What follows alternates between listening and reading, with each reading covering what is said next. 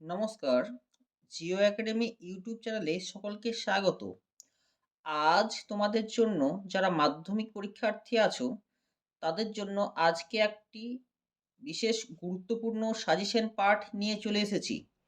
মাধ্যমিক ভূগোল যে দ্বিতীয় চ্যাপ্টারটা আছে তোমাদের বায়ুমণ্ডল, সেই বায়ুমণ্ডলের প্রত্যেকটা প্রশ্ন এসএকিউ, এমসিকিউ এবং ৩ নম্বর, ৫ নম্বর যে ধরনের প্রশ্ন হয় সমস্ত প্রশ্নই আমি বিভিন্ন বই অ্যানালাইসিস করে তোমাদের সাজেশন প্রস্তুত করেছি।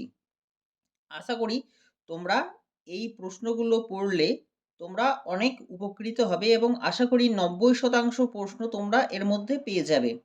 এবং পরীক্ষা যেহেতু আর খুব বেশি দেরি নেই, তাই তোমাদের ছোট প্রশ্নগুলোকে আমি উত্তরও শুদ্ধ করে দিয়েছি, যাতে তোমাদের পড়তে সুবিধা হয়। আশা করি তোমরা এই প্রশ্নগুলোকে মনোযোগ সহকারে পড়বে।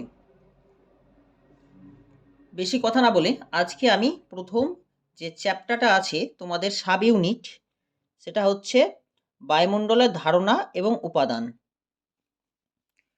এই চ্যাপ্টারটাকে আমরা প্রথমেই যে প্রশ্নটা দেখব সেটা হচ্ছে, বায়ুমণ্ডলের একটি কঠিন উপাদান হলো কি? এটা হবে এরোসেল। কি বললাম? এরোসেল বা ধূলিকণা। সমস্ত ধূলিকণাকে আমরা এরোসেল বলি। বায়ুমণ্ডলে নাইট্রোজেনের শতকরা পরিমাণ কত? বায়ুমণ্ডলে নাইট্রোজেনের শতকরা পরিমাণ হচ্ছে ৭৮.০৮। অক্সিজেনটা হবে ২০.৬০। কার্বন ডাই অক্সাইডের হবে ০.০৩৩%। এ হচ্ছে বায়ুমণ্ডলে যে বিভিন্ন গ্যাস আছে সেই গ্যাসগুলোর পরিমাণ। বায়ুমণ্ডলে ভাসমান ধূলিকণাকে কি বলে? একে বলা হয় এরোসেল। এই গেল আমাদের যে প্রথম চ্যাপ্টার আছে সেই চ্যাপ্টার থেকে এই প্রশ্নগুলো তোমাদেরকে পড়তে হবে। দ্বিতীয় যে সাব ইউনিট আছে সেটা হচ্ছে আমাদের উপাদান ও উষ্ণতার ভিত্তিতে বায়ুমণ্ডলের স্তর বিন্যাস। আমরা জানি যে বায়ুমণ্ডলের সাধারণত ৫টি স্তর আছে। সেই স্তরগুলোকে তোমরা ভালো করেই পড়বে একবার নামগুলো, এবং কোন বৈশিষ্ট্যগুলো কি কি আছে সেগুলো দেখে নেবে। তবে আজকে যে প্রথম প্রশ্ন আমাদের ১ নম্বরের আছে সেটাকে আমরা দেখে নিই। উল্কাপিণ্ড পুড়ে ছাই হয় প্রদত্ত কোন স্তরে, বা কোন স্তরে আমাদের যে মহাজাগতিক বস্তু আছে সেই মহাজাগতিক বস্তুগুলোকে পুড়ে ছাই করে দেয়? সেটা হচ্ছে মেসোস্ফিয়ার স্তরে আমাদের সব পুড়ে ছাই হয়ে যায়। বায়ুমণ্ডলের কোন স্তরে ওজোন স্তরের ঘনত্ব সর্বাধিক? বায়ুমণ্ডলের যে ওজোন স্তর বা পৃথিবীর সৌর পর্দা বলা হয়, সেটা হচ্ছে ওজোন স্তর। ওজোন স্তরে স্ট্র্যাটোস্ফিয়ারে আমরা ওজোন স্তর বা ওজোন লেয়ারটাকে দেখতে পাই। বায়ুমণ্ডলের সর্বশেষ ঊর্ধ্বতম স্তর কোনটি? এটা হচ্ছে ম্যাগনেটোস্ফিয়ার। এটা ৬ নম্বর স্টেপ বা ৬ নম্বর যে স্তর আছে সেই ষষ্ঠতম স্তরটা হচ্ছে ম্যাগনেটোস্ফিয়ার। বায়ুমণ্ডলে কোন স্তরের মেরুপ্রবাহ দেখা যায়? এটা হবে আয়নোস্ফিয়ারে মেরুপ্রবাহ দেখা যায়। বায়ুমণ্ডলের কোন স্তরে বেতার তরঙ্গগুলি প্রতিফলিত হয়ে পৃথিবীতে ফিরে আসে? এটা হবে আয়নোস্ফিয়ার। আয়নোস্ফিয়ারে আমাদের যে রেডিও অ্যাক্টিভ ওয়েভ আছে সেই ওয়েভগুলো পৃথিবীতে ফিরে আসে। তার জন্য আমরা মোবাইলে কথা বলতে পারি এবং টিভি দেখতে পাই, এবং রেডিওতে যেসব প্রোগ্রামগুলো হয় সেই প্রোগ্রামগুলোকেও আমরা এই এর জন্যই দেখতে পেয়ে থাকি বা শুনতে পাই। বায়ুমণ্ডলের শীতলতম স্তর কোনটি? সবথেকে শীতলতম স্তর হচ্ছে আমাদের মেসোস্ফিয়ার। মেসোস্ফিয়ারের অতি হালকা মেঘ কী নামে পরিচিত? যে অতি হালকা মেঘ, সেই মেঘটাকে বলা হয় নকটিকুলস ক্লাউড বা নৈশদ্যুতি মেঘ। একটু ভালো করে বানানটাকে মনে রাখবে। ক্রুদ্ধমণ্ডল কাকে বলা হয়? ক্রুদ্ধমণ্ডল কাকে বলা হয়? ক্রুদ্ধমণ্ডল বলা হয় আমাদের ট্রোপোস্ফিয়ারকে। যে স্তরটা আমাদের পৃথিবীর সর্বনিম্ন, বা আমাদের যে বায়ুমণ্ডল বা ঝড় বৃষ্টি দেখতে পাই সেটাই হচ্ছে আমাদের ট্রোপোস্ফিয়ার। ওজোন স্তর ধ্বংসকারী গ্যাস সবথেকে বেশি ক্ষতি করে হচ্ছে সিএফসি। সিএফসি পুরো নামটা জেনে রাখবে, ক্লোরোফ্লোরোকার্বন। ঠিক আছে? বায়ুমণ্ডলে কোন স্তরে জেট বিমান যাতায়াত করে? সেটা হবে স্ট্র্যাটোস্ফিয়ারে। হেটেরোস্ফিয়ারের সর্বোচ্চ স্তর কোনটি? হাইড্রোজেন স্তরটা হচ্ছে হেটেরোস্ফিয়ারের সর্বোচ্চ স্তর। তারপরে আসছে আমাদের যে নিরক্ষীয় অঞ্চলে ট্রোপোস্ফিয়ারের উচ্চতা কত? এটা হবে 16 থেকে 18 কিলোমিটার, এবং মেরু অঞ্চলে কিন্তু কম, 6 থেকে 7 কিলোমিটারের মধ্যে থাকে। ওজোন গ্যাসের ঘনত্ব কোন এককে মাপা হয়? ওজোন গ্যাসের ঘনত্ব মাপা হয় ডবসন ইউনিট বা ডবসন এককে। কোন স্তরকে প্রাকৃতিক সৌর পর্দা বলা হয়? এটা আমি আগেই বললাম যে ওজোন স্তরকে সৌর পর্দা বা আমাদের যে পৃথিবীর ছায়া বলয়ও বলা যেতে পারে। কোন স্তরকে শান্ত বলয় বলা হয়? এটা হবে স্ট্র্যাটোস্ফিয়ার স্তরটাকে বলা হয় শান্ত স্তর। ট্রোপোস্ফিয়ারের প্রতি 1000 মিটার উচ্চতার বৃদ্ধিতে উষ্ণতা বৃদ্ধির হার কত? মানে ডিক্রিজ হয়, বৃদ্ধি নয়, এটা কমে যায়। ঠিক আছে, উষ্ণতা ট্রোপোস্ফিয়ারে প্রতি 1000 মিটার উচ্চতায় বৃদ্ধিতে উষ্ণতা হ্রাসের হার হবে। এটা হ্রাসের হার কত? এটা হবে 6.4 ডিগ্রি পার কিলোমিটার। ঠিক আছে, এটা 1000 মিটার মানে হচ্ছে 1 কিলোমিটার, প্রতি কিলোমিটারে আমাদের কত 6.4 ডিগ্রি সেলসিয়াস হিসাবে আমাদের তাপমাত্রা কমতে থাকে। ভ্যান অ্যালেন বিকিরণ দেখা যায় কোন স্তরে? সেটা হচ্ছে ম্যাগনেটোস্ফিয়ারে। জেট বায়ুকে ট্রোপোস্ফিয়ারের মধ্যে প্রবাহিত হতে দেখা যায়। তারপরে প্রশ্ন হচ্ছে উষ্ণতা হ্রাসের স্বাভাবিক হার কাকে বলে? ট্রোপোপোজ কাকে বলে? ওজোন হোল বলতে কি বোঝো? এই ছিল তোমাদের 1 নম্বরের প্রশ্ন। এবার আমি 3 নম্বরের কিছু প্রশ্ন তোমাদেরকে বলছি। ট্রোপোস্ফিয়ারের উচ্চতা বৃদ্ধির সঙ্গে উষ্ণতা হ্রাস পায় কেন? দ্বিতীয় নম্বর প্রশ্ন হলো স্ট্র্যাটোস্ফিয়ারের বৈশিষ্ট্যগুলি লিখো। ওজোন স্তরকে প্রাকৃতিক সৌরপর্দা বলে কেন? ট্রোপোস্ফিয়ার এবং স্ট্র্যাটোস্ফিয়ারের পার্থক্য।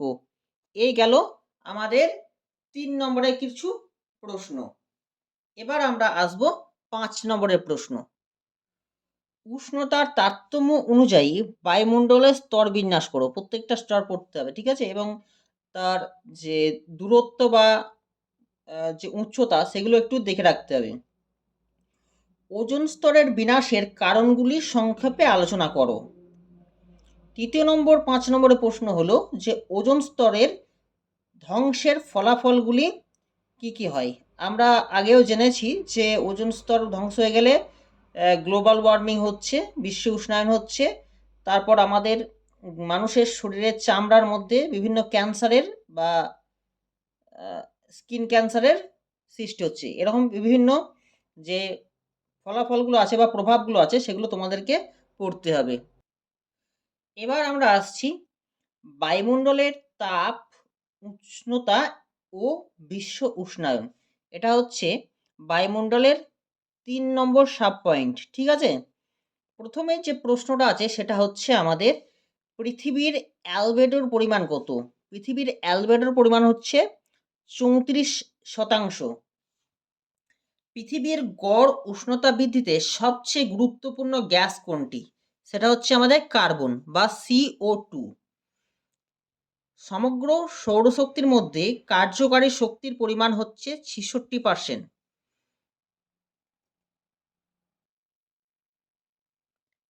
বৈপরীত্য উত্তাপ দেখা যায় কোথায়?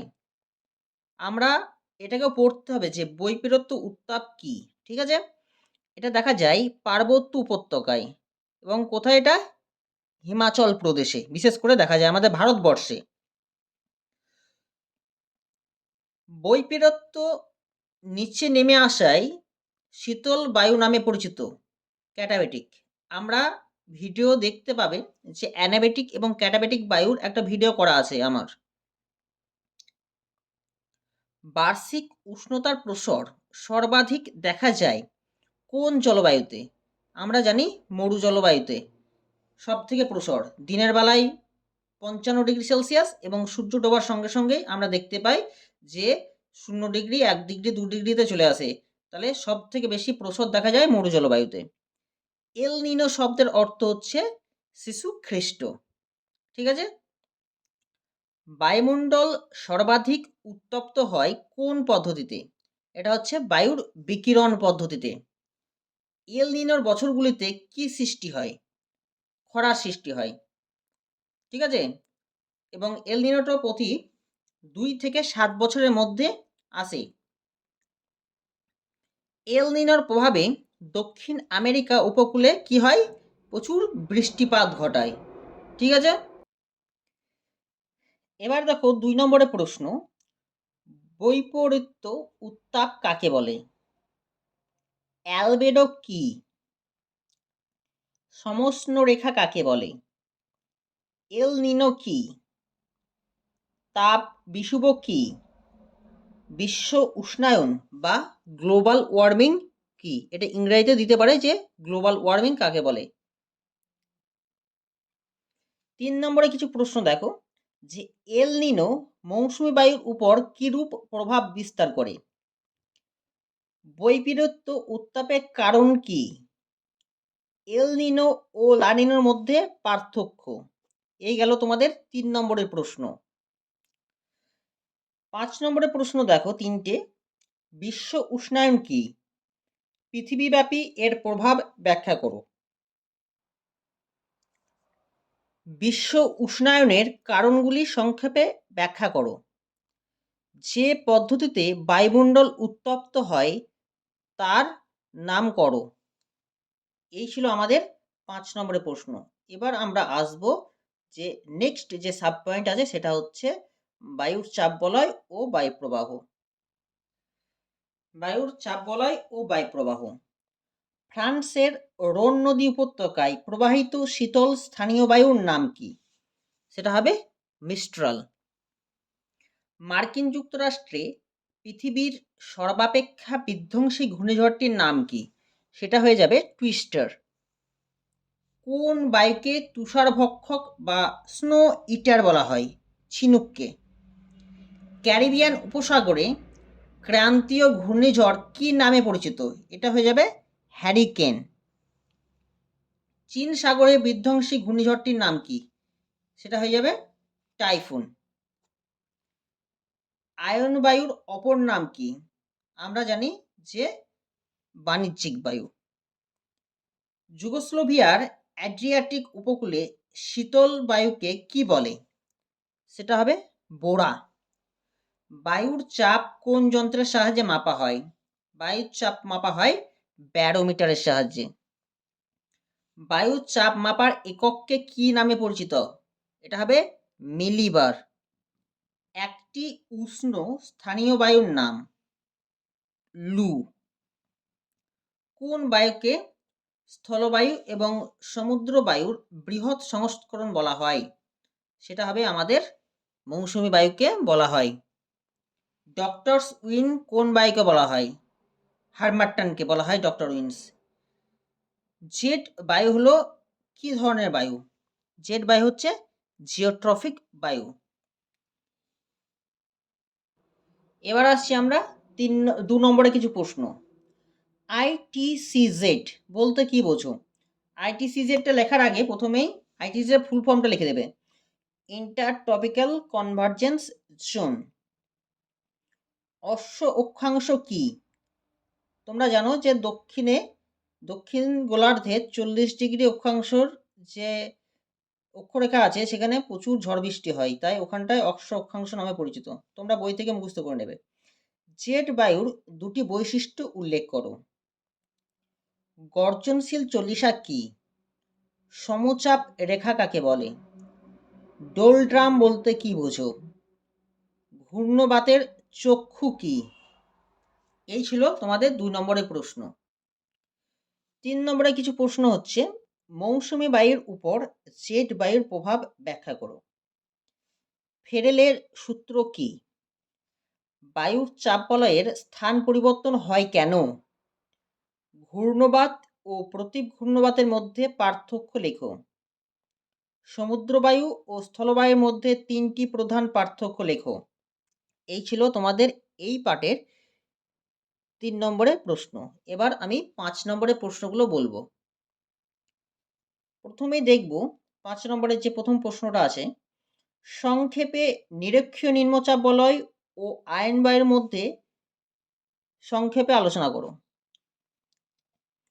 পৃথিবীর নিয়ত বায়ুপ্রবাহগুলির উৎপত্তি ও গতিপথ চিত্রসহ ব্যাখ্যা করো। বায়ুর চাপের নিয়ন্ত্রকগুলি কি কি? মৌসুমী বায়ুকে সাময়িক বায়ুর বৃহৎ সংস্করণ বলা হয় কেন? এই ছিল তোমাদের 5 নম্বরের প্রশ্ন। জলবায়ুর যে লাস্ট যে সাব পয়েন্টটা আছে সেটা হচ্ছে আর্দ্রতা ও অধঃক্ষেপণ। বায়ুর আর্দ্রতা মাপক যন্ত্রের নাম হচ্ছে হাইগ্রোমিটার। বার্ষিক উষ্ণতার প্রসর কোন জলবায়ুতে বেশি দেখা যায়? এটা তোমরা একটু দেখে নেবে, ঠিক আছে? এই প্রশ্নটা একটু মনে হচ্ছে ভুল আছে আমার। দিন রাতের তাপমাত্রা পার্থক্য সবচেয়ে বেশি দেখা যায় কোন জলবায়ুতে? এটা হচ্ছে উষ্ণ মরু জলবায়ুতে। কোন জলবায়ুতে শীতকালে বৃষ্টিপাত হয়? এটা হচ্ছে ভূমধ্যসাগরীয় জলবায়ু। শীতকালীন বৃষ্টি ভূমধ্যসাগর জলবায়ুর প্রধান বৈশিষ্ট্য। আপেক্ষিক আর্দ্রতা প্রকাশ করা হয় কোন এককে? এটা পার্সেন্টেজ বা শতকরা এককে। 4 o'clock রেইন কি? নিরক্ষীয় অঞ্চলে প্রত্যেকদিন বিকালবেলা 4টের সময় বা 3টের সময় পরিচলন পদ্ধতিতে যে বৃষ্টিপাত হয় তাকেই 4 o'clock রেইন বলা হয়। এটা বই থেকে মুখস্থ করে নেবে সংজ্ঞাটা। পর্বতের কোন ঢালে জলীয়বাষ্পপূর্ণ বাতাস প্রথমে বাধা পেয়ে শৈলক্ষে বৃষ্টিপাত হয়? এটা হচ্ছে প্রতিবাদ ঢাল। পর্বতের কোন ঢালে বৃষ্টিচ্ছায় অঞ্চল অবস্থিত? কোন স্থানের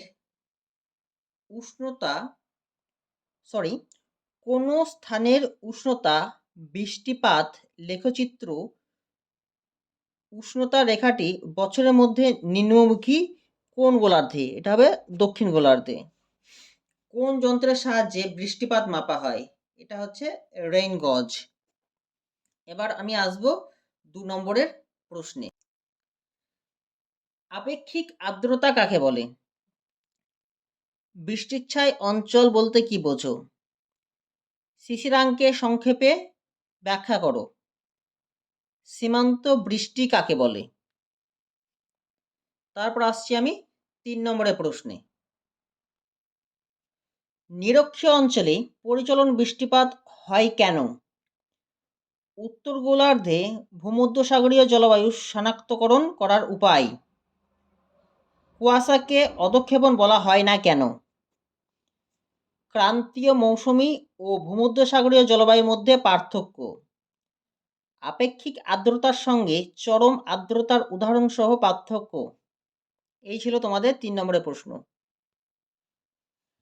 5 নম্বরের প্রশ্নে প্রথম প্রশ্ন হলো ক্রান্তীয় মৌসুমী জলবায়ু অঞ্চলের প্রধান বৈশিষ্ট্যগুলি আলোচনা করো। 2 নম্বর হচ্ছে ভূমধ্যসাগরীয় জলবায়ু অঞ্চলের অবস্থান ও জলবায়ুর বৈশিষ্ট্যের আলোচনা করো। পৃথিবীর প্রধান জলবায়ু অঞ্চলগুলির নাম লেখো ও যে কোনো একটি জলবায়ু বৈশিষ্ট্য আলোচনা করো। এই ছিল তোমাদের জলবায়ু যে চ্যাপ্টার আছে সেই চ্যাপ্টার থেকে কিছু সাজেশন। তোমাদের এই প্রথম 3টে চ্যাপ্টার জলবায়ু 1 নম্বর 2 নম্বর এবং 3 নম্বর, এই চ্যাপ্টারগুলো 3টে থেকে 36 নাম্বার প্রশ্ন থাকবে। তাই তোমাদের এই প্রথম 3টে চ্যাপ্টারকে খুব যত্ন করে ধৈর্য সহকারে পড়াশোনা করতে হবে এবং যে সাজেশনগুলো দিচ্ছি সেগুলোকেও একটু নজর রাখতে হবে। তবে বইটাকে কোনো মতেই এড়িয়ে যাবে না, বই তোমাদেরকে পড়তেই হবে। ধন্যবাদ।